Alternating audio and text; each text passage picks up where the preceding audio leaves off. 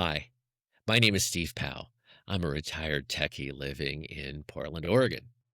Welcome to my podcast, where I aim to start conversations. Each week, I'll introduce topics that I'm thinking about. I'll share my initial views, and I'll invite you to respond in the chat on my Substack, with me privately, or even within your own friend groups. The whole point here is to have some interesting things to share with each other.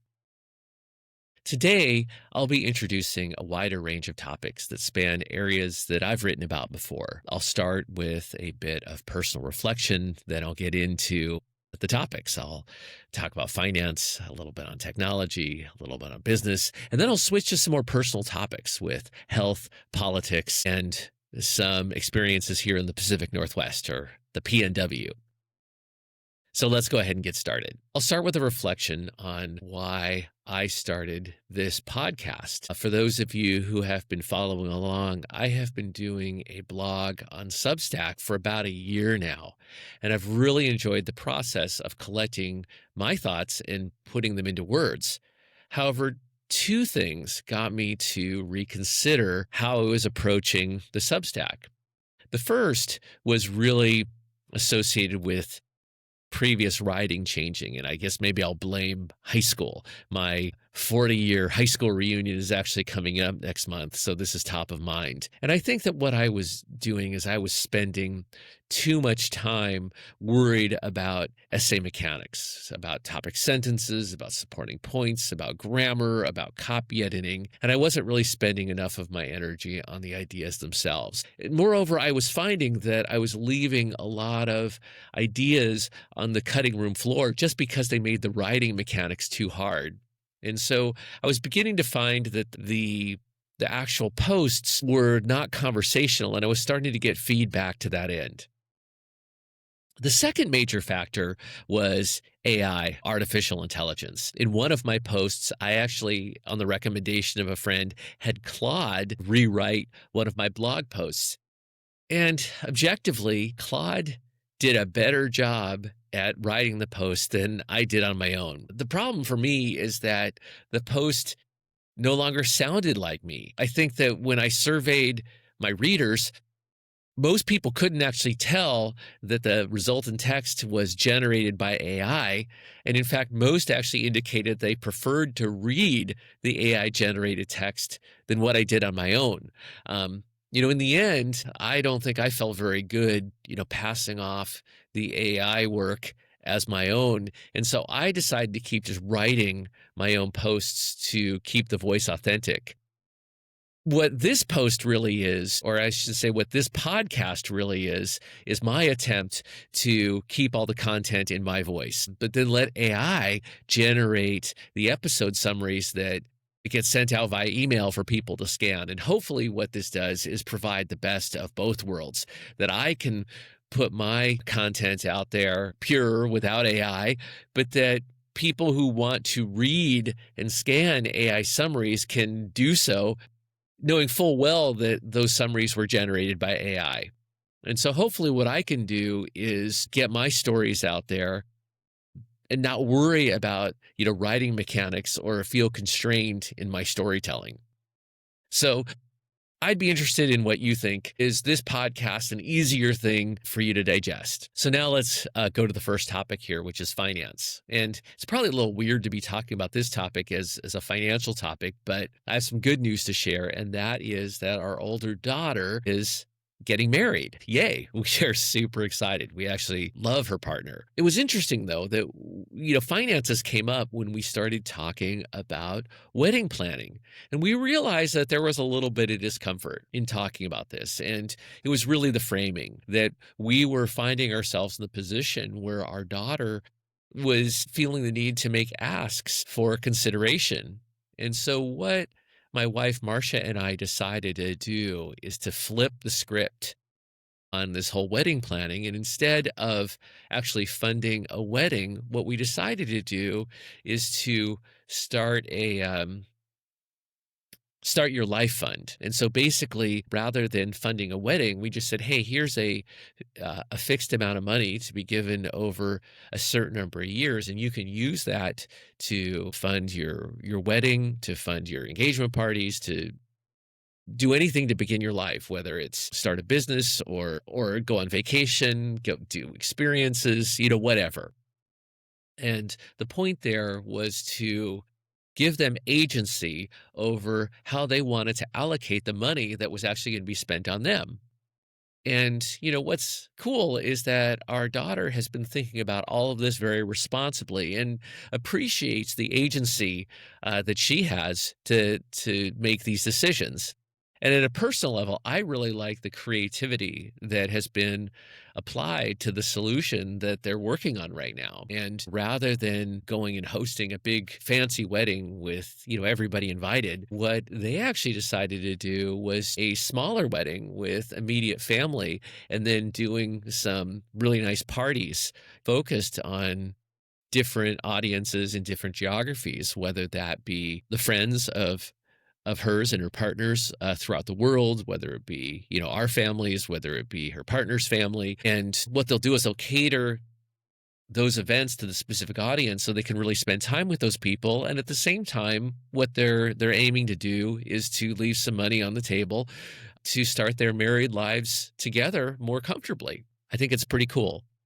The other element of all this is that we have two daughters, and what we decided to do was to create the Start Your Life Fund for our younger daughter as well, with the exact same amount, and to do it right now so that everything can be split fairly down the middle.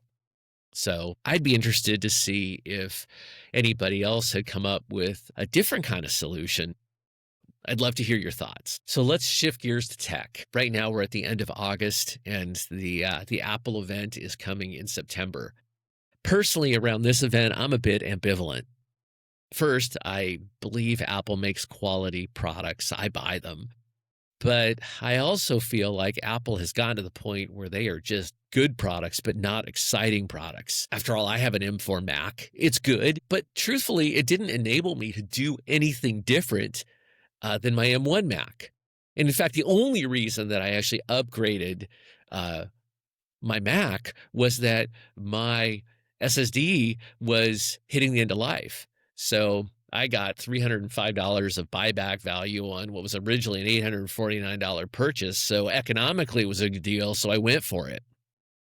And the only reason that I upgraded my wife Marsha's Mac was because they had reduced the price of the M4s to $799. So we figured it'd just be better to get her on the same computer that I had while the trade-in value was still good. And we traded in hers, later than mine, and we still got $250 for it. So in this case, the real reason for us to upgrade our Apple technology was basically that we had old hardware and we had a fear of software going obsolete over time. So there weren't any really new features or capabilities or anything else for us to get excited about in this context. And unfortunately, right now, I'm feeling the same way about this Apple event coming up here in September. I am looking at the Apple Watch Series 11 only because my current Apple Watch Series 6 needs a new battery. And it's the next Apple Watch down the line to be obsoleted. The Series 5 is already obsolete. Otherwise, I'm sort of happy with the watch. I'm happy with the functionality, but I guess I'll get a new one because I need a new battery and I don't want the thing to go obsolete. I'm looking at the iPhone 17 Pro, again, not because I'm particularly excited about any of the new capabilities. My iPhone 12 Pro is also getting to the point where it's end of life, and I'm not really looking for any new capabilities, and I'm bummed. Actually, I'm a tech guy, and I'm bummed that Apple is running a new event, and I could kind of care less about the tech. Apple Intelligence, for example, has just sucked so badly, and none of the new stuff that they've come up with, like the Vision Pro, has excited me at all. So I'm just kind of curious, and I'll open it up for conversation. Is anyone else kind of done seeing Apple as a tech innovator? Okay, so now let's talk a little bit about business. And I wanted to talk a little bit about, I think, a concept that we have been forgetting. And it's this whole concept of eating your own dog food. For context, one part of my retired life has been the occasional advising or consulting gig. And I think that the world of business is different now. I remember when I first started, working in tech, there was was an expression that the employees of a company should eat their own dog food. And the concept here is that companies should work to be customers of their own products. But right now, we've gotten to the place in the tech world where things are just a lot more complex, and this is often hard to do. For example, I've been a part of consulting gigs that make developer tools. And what I found is that even though the company makes developer tools, there are a lot of folks who interact with customers, whether they be people on customer success teams or marketing teams, even sales reps, who are not coders. They don't relate to their audiences. They're not even capable of utilizing the products that they're offering. I have worked with cybersecurity companies where the employees don't really understand the threat landscape or even how to utilize their products' event logs to take action to mitigate threats. And I think this is just a really different world. I think about back in the early 90s, for example, when I was at Oracle, Larry Ellison felt pretty strongly that all the employees, whether you're an administrative assistant or you worked in the copy center or any other function, that you should actually have some concept of what the company did. And so everybody, when they went through orientation, had to learn a little bit of SQL or structured query language. So everybody in the company could compose a very, very simple SQL statement like, select employee name from employee where department A equals to 10. And I think that the real important concept there was that Larry Ellison wanted people to understand at a visceral level that you could extract data from a database without actually having to parse flat files out of the operating system, that you could actually extract this stuff out of a database. Similarly, we were in Silicon Valley, and at the time, Oracle, Sybase, and Informix were all about the same size. And it was really important to Larry Ellison that people be able to go to a cocktail party and be able to answer the question when challenged. So, why is Oracle better than Sybase and Informix? And the average employee needed to be able to talk through the talking points of Oracle being, distributed, open, portable, and integrated. So these were important concepts. And I know that Bill Gates felt the same thing about Microsoft, where it was really important that the employees actually had, home personal computers that were users of DOS applications and later Windows applications. And it was really very much an environment where even as employees at Oracle, we utilized our databases for all our internal apps. We utilized the Oracle applications like Oracle Financials really early on. Microsoft utilized Windows for everything internally. And so there was really this environment of eating your own dog food. And that was certainly true, as I went on to other startups. At Visioneer, we made scanners, and all the employees, utilized the scanners in their home and office lives. When I was at Latitude, we made conference servers, and it was very regular that people would do